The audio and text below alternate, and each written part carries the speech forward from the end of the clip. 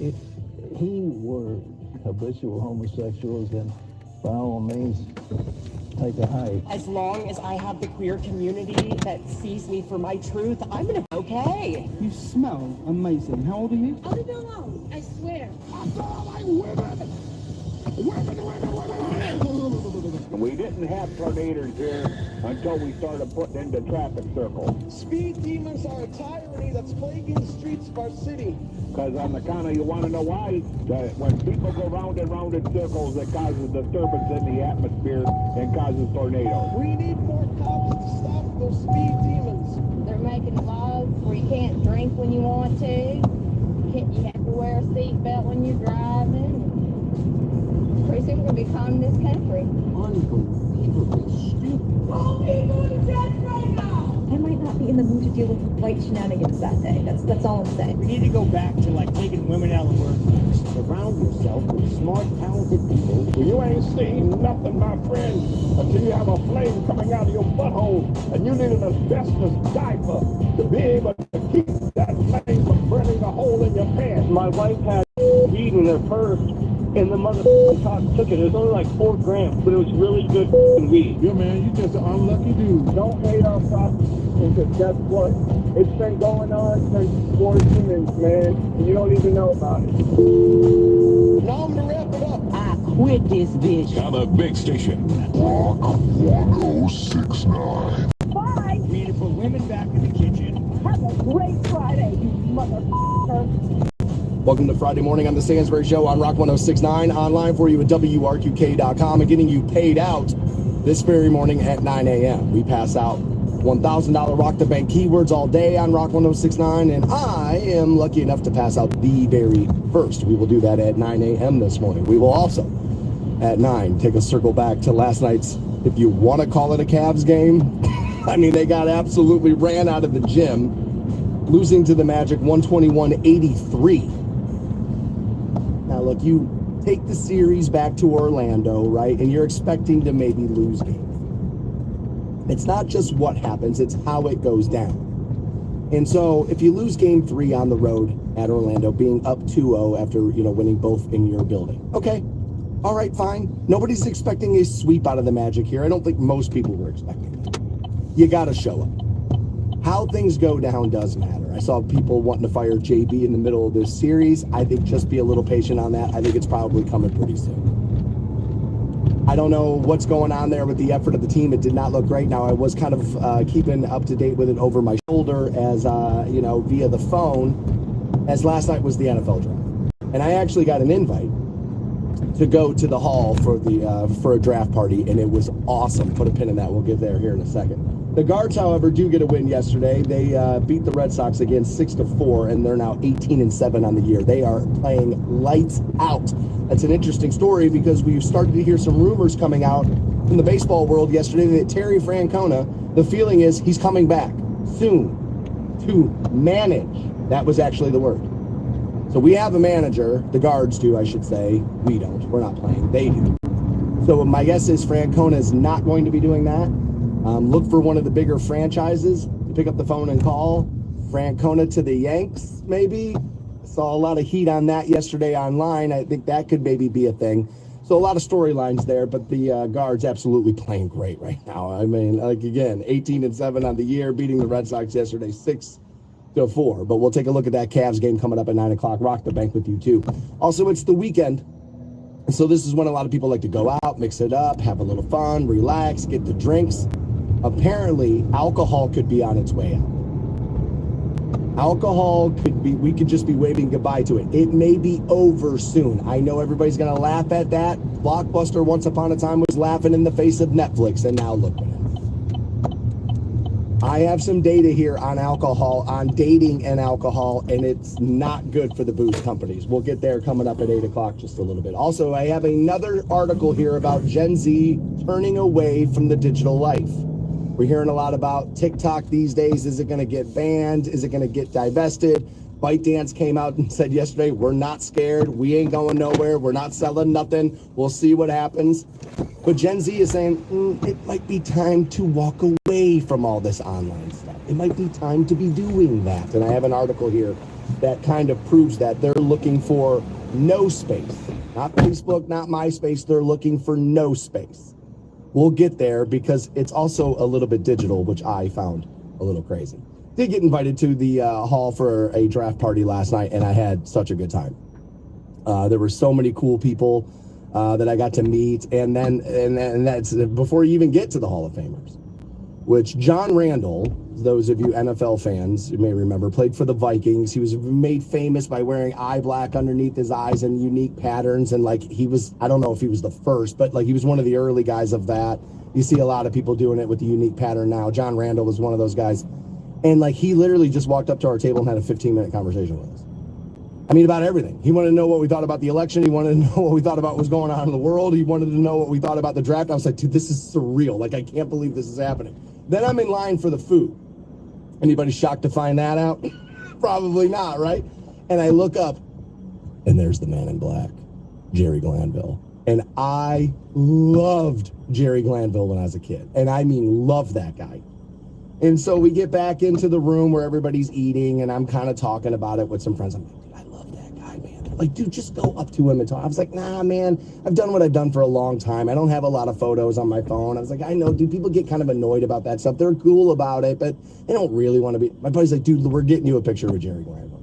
So I did, and we've posted that for you at the Stansberry Show on the socials. And I did the famous person thing. I was shaking his hands like, I love you, man.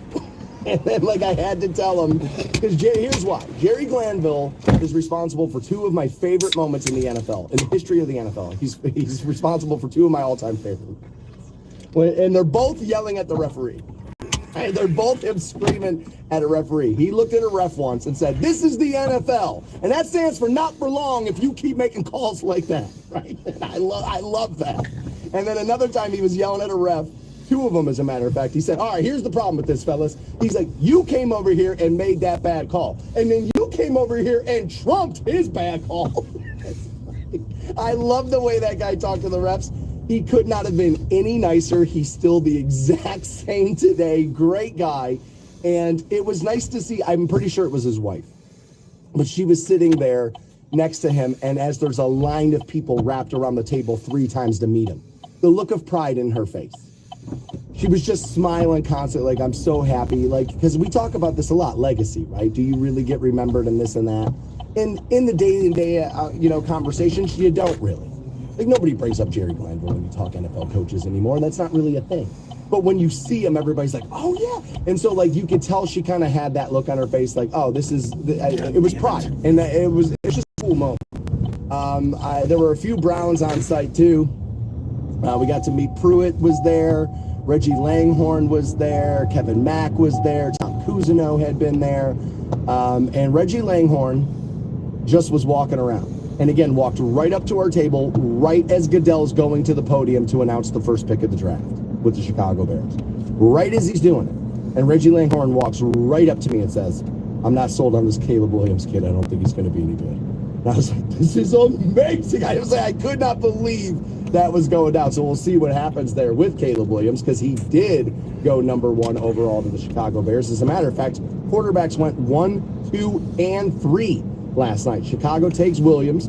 Washington went with Jaden Daniels. That's pretty much what everybody thought was going to happen, myself included.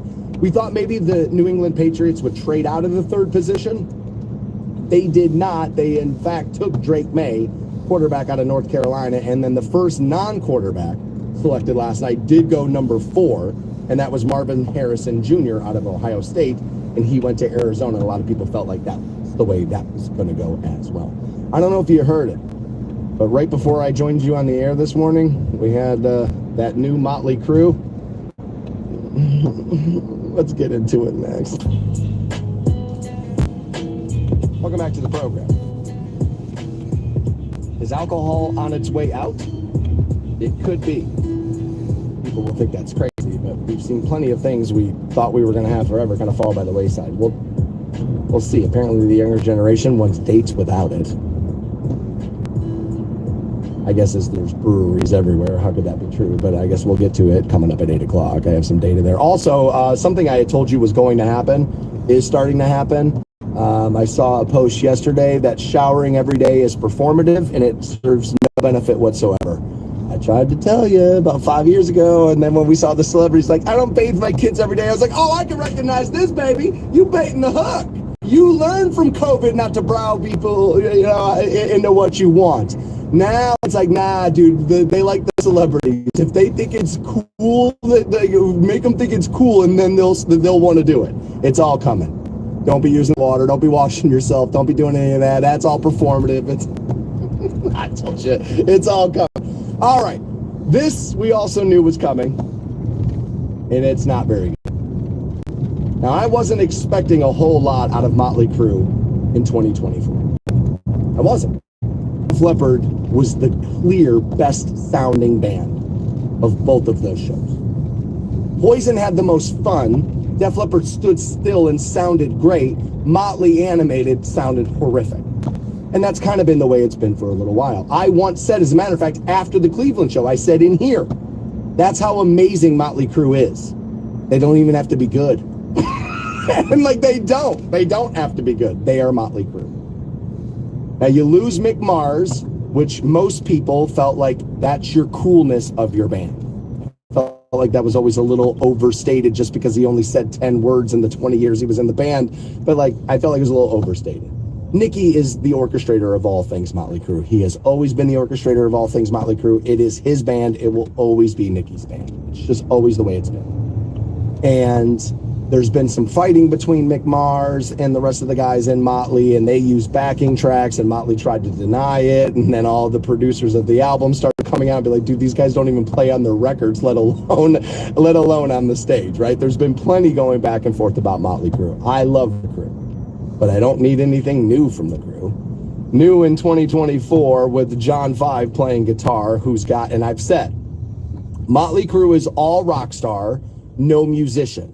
John 5 is all musician, zero rock star. The way that guy bobs his head back and forth while he's playing those riffs, he looks like Flo from Progressive. He could not be any less rock star. He's a great player. I'm not trying to take anything away from him as a guitar player. Motley Crue could not be a worse fit for John 5. I mean, it is a terrible fit for that guy. But here's their new one, Dog of War. We're doing a world premiere today. I played it right before the show started. I think we're slated to give it to you again at 9 o'clock. They might have to handcuff my hands behind my back to get it played. I don't know why I got to be sending people away from the radio station so you can hear this. Bastard. Bastard. This is, come on. Now, obviously, you're going to clean Vinny up in the vocal. We all know Vinny not necessarily delivering the lines the best these days.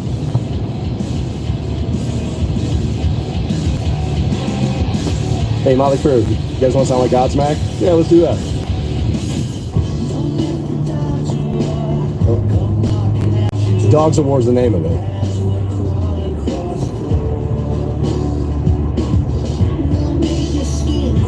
Yeah, it does make my skin crawl. You're right.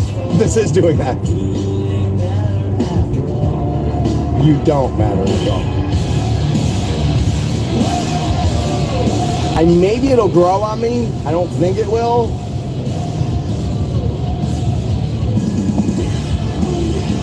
No, it won't. Not if that's in it, it won't.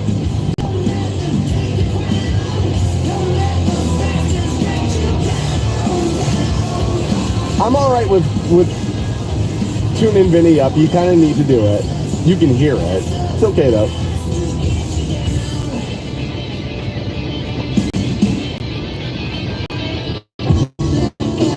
Just, there's nothing very interesting about it. Lyrically, it's kind of like, Musically, it's not pushing any boundary or anything. It's not evoking any emotion.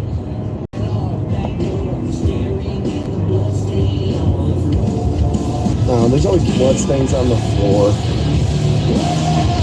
I just don't get it. I don't understand why you would do this. You were selling out stadiums, for crying out loud. What are you doing this for? Why? Well, they announced a summer tour. Right. But they did one last year. Nobody's going in to see... Dude, you don't need to hear the rest of that. I mean, it's just god-awful. Like, there's nobody's going into that stadium to see new Motley Crue. You're there to hear all of the classics. You're there to hear, if we're going to call them classics, you're there to hear Wild Side. You know what I mean? That's what you're there for. Girls, girls, girls. Home sweet home. That's what you're looking for. You're not looking for new Motley Crue. I think this only hurts them if you're talking about selling tickets moving forward. I don't understand why legacy acts feel like they need a new record out. Now, look, you're a creative person. It's what you do for a living, and you feel like you still have it in you. Great. Go into the studio and make it. But once you're sitting in the chair hearing the playback, you don't know that that's terrible? Like, come on, man. Like, come on. And John 5, like, I just don't get it. Like, there's a solo in that song, and it's like, it's probably the best part of the song because, again, he's the only real pure musician in the band. But, like, he just does not fit Motley Crue. He's got them all wearing the Chris Stapleton hats now, and they look ridiculous. I mean, bro, like, the whole thing is just freaking ridiculous. Once upon a time,